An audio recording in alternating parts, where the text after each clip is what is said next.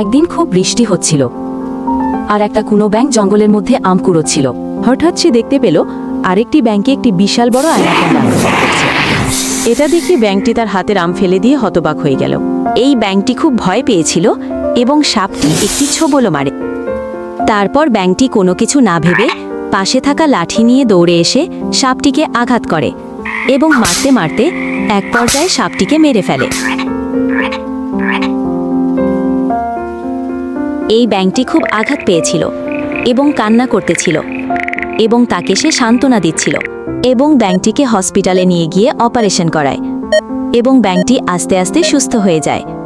তারপর তারা গাড়ি দিয়ে অনেক ঘোরাফেরা করে এবং তাদের বন্ধুত্ব অনেক গভীর হয়।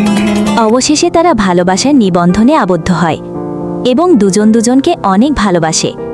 তোমরাও যদি তাদেরকে ভালোবাসা দিতে চাও তাহলে এই চ্যানেলটিকে সাবস্ক্রাইব, লাইক ও কমেন্ট করে দাও।